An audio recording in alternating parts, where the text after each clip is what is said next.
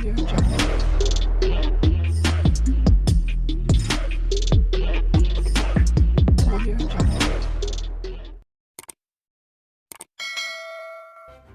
kasih karena memilih channel ini. Sebelum kita mulakan video ini, sila pertimbangkan untuk menekan butang like, share, dan subscribe, dan aktifkan butang lonceng Anda agar Anda sentiasa mendapat info-info percuma pada setiap hari dari channel kami. Dan tinggalkan komen Anda karena komen Anda amatlah dihargai. Terima kasih. Kesusahan rakyat terhasil dari tangan mereka sendiri apabila Mahathir menjadi Perdana Menteri kali kedua. Benarlah apa yang disampaikan oleh sebuah filem Arwah Tan Sri P. Ramlee, di mana segerombolan wakil penyamun tersilap pangkal rumah untuk dirompak pada waktu malam, di mana mereka tersilap dan terpangkal pintu jamban untuk dirompak pada malam hari. Hasilnya mereka dapat najis dan bau busuk.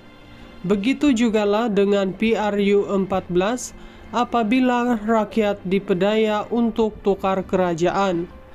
Segala janji ditaburkan semata-mata untuk memikat rakyat.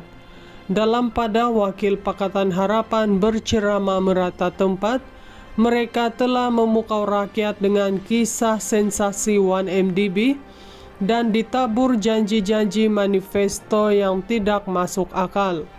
Sebab musabab tidak masuk akal adalah dalam waktu sama Tun Mahathir dengan propaganda negara akan muflis dan bankrupt. Pakatan Harapan pula menabur janji bernilai berbilion ringgit. Apa tidaknya jika tol dan PTPTN dihapuskan, kerajaan perlu cari dana berbilion untuk absorb kos untuk ambil alih jumlah hutang PTPTN dan bayar ganti rugi pemilik konsesi tol. Maka, sahlah ada kontradiksi pada janji-janji PH dan Tun Mahathir akhirnya tidak dilaksanakan. Sesudah menyatakan negara tidak ada wang kerana Barisan Nasional dan Najib Razak telah memufliskan negara, janji PH pula membabitkan wang berpuluh bilion untuk dilaksanakan. Sungguh tidak masuk akal. Kemudian janji menghapuskan GST yang sangat popular kepada peniaga pro DAP pula diwar-warkan. Bayangkan setelah janji berpuluh bilion dibuat oleh PH dan Tun Mahathir ketika berkempen, pendapatan melalui GST pula dihapuskan untuk kembalikan sistem cukai SST yang tidak efisien dan lapuk. Maka jadi double blow kepada kewangan negara. Pendapatan semakin kurang, perbelanjaan pula semakin meningkat. Namun, siapapun tidak peduli kerana terlalu gairah mahu menukar kerajaan dan jatuhkan Najib Razak. Propaganda Najib turun ringgit akan naik sekadar cakap kosong sahaja, buang GST barang akan turun, harga juga sekadar fata morgana. Akhirnya, tidak perlu diceritakan lagi, seluruh rakyat semua pun kena tipu janji manifesto bukan kitab suci dan cukai SST dinaikkan.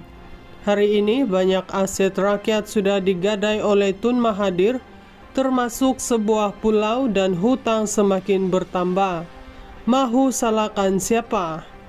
Kesusahan rakyat terhasil dari tangan mereka sendiri apabila Mahathir menjadi Perdana Menteri kali kedua. Benarlah apa yang disampaikan oleh sebuah filem Arwah Tan Sri P. Ramlee, di mana segerombolan wakil penyamun tersilap pangkal rumah untuk dirompak pada waktu malam, di mana mereka tersilap dan terpangkal pintu jamban untuk dirompak pada malam hari. Hasilnya mereka dapat najis dan bau busuk.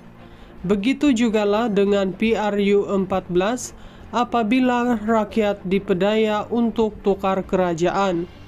Segala janji ditaburkan semata-mata untuk memikat rakyat. Dalam pada Wakil Pakatan Harapan berceramah merata tempat, mereka telah memukau rakyat dengan kisah sensasi 1MDB dan ditabur janji-janji manifesto yang tidak masuk akal. Sebab musabab tidak masuk akal adalah dalam waktu sama Tun Mahathir dengan propaganda negara akan muflis dan bankrupt. Pakatan Harapan pula menabur janji bernilai berbilion ringgit.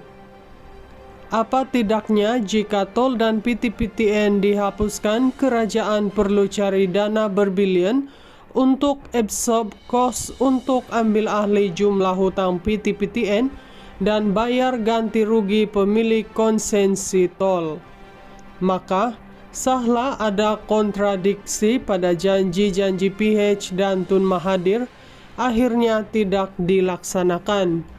Sesudah menyatakan negara tidak ada wang kerana Barisan Nasional dan Najib Razak telah memufliskan negara, janji PH pula membabitkan wang berpuluh bilion untuk dilaksanakan.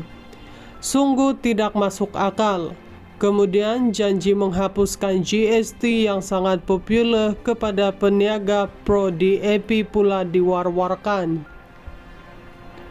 Bayangkan setelah janji berpuluh bilion dibuat oleh PH dan Tun Mahathir ketika berkempen, pendapatan melalui GST pula dihapuskan untuk kembalikan sistem cukai SST yang tidak efisien dan lapuk. Maka jadi double blow kepada kewangan negara.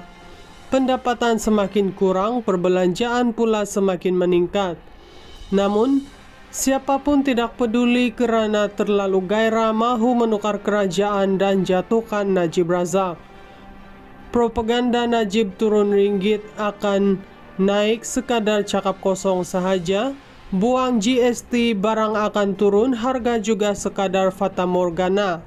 Akhirnya, tidak perlu diceritakan lagi, seluruh rakyat semua pun kena tipu janji manifesto bukan kitab suci dan cukai SST dinaikkan. Hari ini banyak aset rakyat sudah digadai oleh Tun Mahathir, termasuk sebuah pulau, dan hutang semakin bertambah. Mahu salahkan siapa?